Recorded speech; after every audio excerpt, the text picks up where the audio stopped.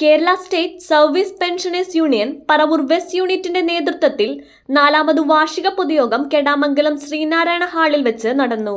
ജില്ലാ joint secretary PN ഓമന ഉദ്ഘാടനം നിർവഹിച്ചു.